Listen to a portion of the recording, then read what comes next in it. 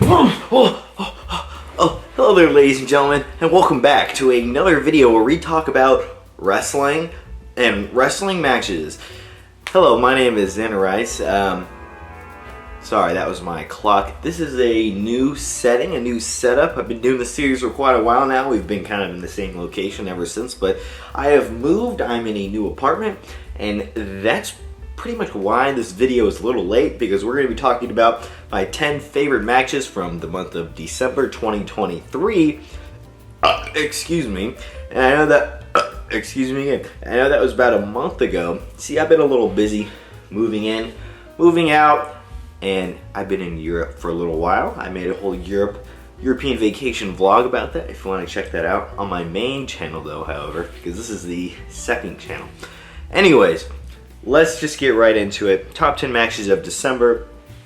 You know, December, not a super great month for wrestling, I would say. Some good moments here and there. I try to watch everything and anything that I can. WWE, AEW, New Japan, anything else. Been watching some Impact lately, but that'll be in the next video for the month of January. Alright. So, let's just start from the bottom. 10 matches, and then we're going to do a bit of honorable mentions. I think matches that didn't quite make the cut, but we're going to start it off with 3 matches from AEW at World's End, which was their last pay-per-view of the year. Andrade El Idolo versus Miro. We have come to find out this was Andrade's final AEW match. He said goodbye, and I mean, it's a good way to go out, I would say. It was a pretty solid match. The story was just kind of eh. Both men are just fighting over Lana, and sorry, CJ Perry, my bad, guys. And, you know, these guys know what they're doing. They're two professionals. They're two big, meaty men. They look like wrestlers. They act like wrestlers.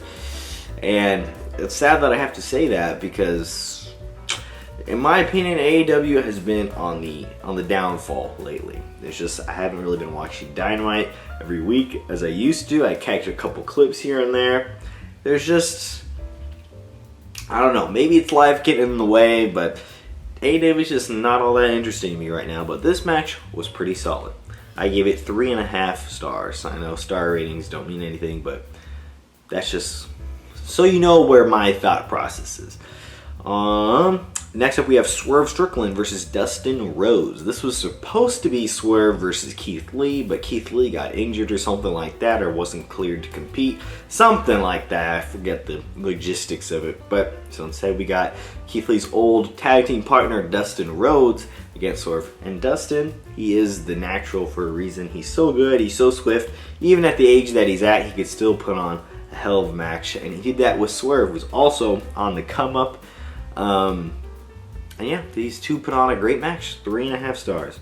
Next up, we have the Continental Classic Final. Hold on, bear with me. For the Triple Crown Championship, the ROH World Championship, the New Japan Strong Openweight Championship, and the new Continental Classic Championship. Triple Crown means 3 titles, and this match was for all 3 of them. Moxley versus Kingston. These two have a history, of course, in the past, since the early days of AEW. They go back a long time. So this had a little bit of a history to it. And the match was pretty good. It was solid. Some people are saying it sucked. Other people are saying it was a 5-star masterpiece. I'm in the middle. I give this one a 3.5 star. It's a pretty good match. Next up from AEW Collision. I think this is the last time I watched Collision. Nope, there was another time after that, because I'm seeing another match on here. From December 2nd, sorry, I'm looking at a list right here. 2023, the Continental Classic Blue League. Bryan Danielson versus Eddie Kingston. This was during the main event of Collision. I give this one 4 stars. Moving on, we have from an episode of Dynamite, also the main event for the TNT Championship. Christian Cage defends against Adam Copeland, the Rated R Superstar. I give this match 4 stars. The only thing that prevented this one from going even higher, I was close to giving this one 3.5, because the whole match was great. The ending was a little screwy with Nick Wayne's mom. I don't really care about Nick Wayne's mom all that much, and how she's kind of a core character into this Adam Copeland Edge saga with Christian. I don't know. I just think they should leave that all out of it. I like Nick Wayne though. I think he's pretty good. So 4 stars for this one. Next one, this was the one I was talking about. AEW Collision on December 9th from the Continental Classic Blue League again. Eddie Kingston versus Claudio Castagnoli. So this was the 3rd match that these men had last year. First being in Ring of Honor, second being on Dynamite, Grand Slam, and then this being the 3rd in the Continental Classic. Great trilogy, I would say, overall. And this match was no different. It was fantastic. I don't think it was their best outing. I still think the Ring of Honor one from the first time they met was my favorite. But this was pretty good as well. 4 stars. I think Eddie got the win this one. Next up, we have a couple matches from Ring of Honor Final Battle on December 15th, 2023, the Ring of Honor pay-per-view event. All right, we have Keith Lee versus Shane Taylor. Now, these two had been going back and forth on Ring of Honor TV. The battle of the big men. Lots of meat chants, a lot of meat slapping. And these two guys, you know, I'm a new Shane Taylor fan, but I've been a long time Keith Lee fan ever since I first saw him many years ago in NXT, and even before that, seeing just clips of him on the internet doing crazy things. He's a big man, but he's very agile, like a cruiserweight. So I gave this one 4 stars. Next up, another 4-star match, the Fight to Honor Jay Briscoe 6-man tag team, Blackpool Combat Club, Bryan Danielson, Claudio Castagnoli, and Jon Moxley versus FTR, Cash Wheeler, and Dax Harwood, and Mark Briscoe. These are all baby faces here. It's a battle of the baby faces. If you want to say Blackpool's heelish at sometimes, I feel like they switch back and forth. Claudio's been mostly a strict heel. Jon Moxley fluctuates, and Bryan is pretty much just a baby face. So, because everyone loves him, and he kind of, I don't know, he's a baby face to me. I like the first part of the match better than the last part. The first part was strict style, just pure wrestling, pure rules, and then the match got stopped, and then they restarted the match, and it became no DQ, and then things got bloody and crazy, and I'm a fan of big, bloody, and crazy matches. There's another one coming up next, but I just feel like the match was going so well under just the normal set rules. Then if they would have continued with that, it would have been even better. But hey, I guess they want to do the big bloody mess because Jay Briscoe's last match was a dog collar match, and that was a big bloody mess. But I don't know. That's just my opinion. And then the main event, this is probably the match of the month, to be honest with you guys.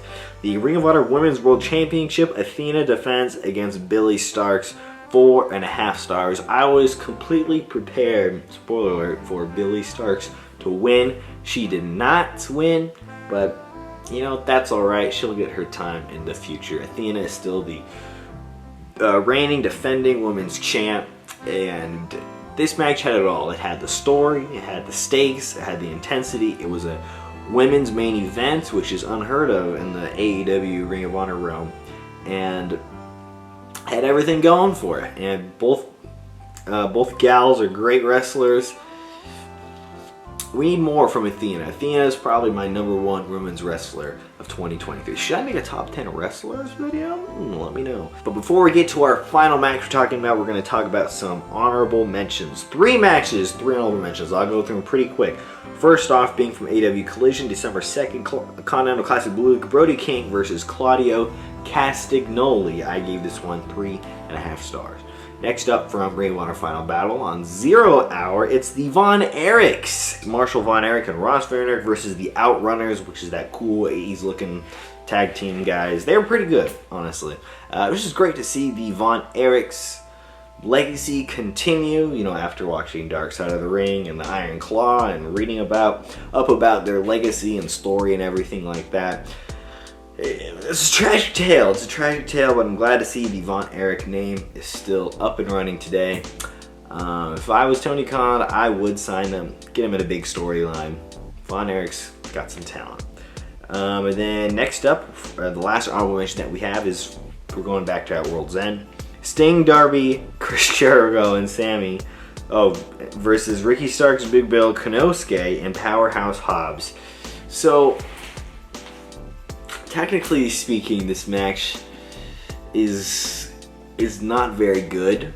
The bright spots in it being Jericho just constantly getting booed and crapped on. He's not looking too good in the public eye these days. A lot of allegations are coming out, and it's hard to stand with Chris Jericho in this moment in time. And the fans there clearly knew that, and they were turning on him. The other match, otherwise, Konosuke and Darby did their very best they could to try to salvage the match. Big Bill and Ricky Starks are also really good too. And Sting was there.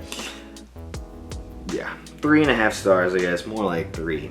And the last match we're going to be talking about today. Sorry folks, I'm a little tired today if you can't tell. I'm not as high energy as I usually am, but it's alright, because we have one more match to go. It's from GCW Aftermath. This might be the first GCW match we're talking about here on this top 10 series. It's the death match between Jun Kasai and Nick Gage on December 30, 2023. Literally like the last match of the year. And during the match, the fans start counting down to New Year's, and it's just a crazy sight to see. Celebration in the middle of the match.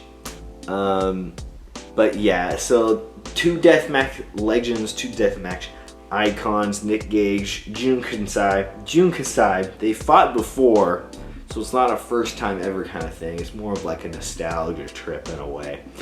But yeah, these two guys went at it full force. If you like light tubes, this is the match for you. There's a lot of light tube smashing, a lot of knives, razor blades. It has everything. It has all the deathmatch tropes. You're gonna love it. And Nick Gage was wearing his iconic jersey that he wore when he literally died against Thumbtack Jack. So folks, that is it. That's the top 10 matches of the month. And I will be back literally in like 2 weeks, because it's gonna be February, and then I gotta talk about January's matches. So stay tuned, stay subscribed, and don't forget that we have a wrestling promotion of our own, and we just put out a massive show called Wrestle Crusade Reckoning. So don't forget to subscribe to our wrestling show, Supercharged Wrestling. It's gonna leave it in the description there. So thank you everybody for watching. Good night. Bang.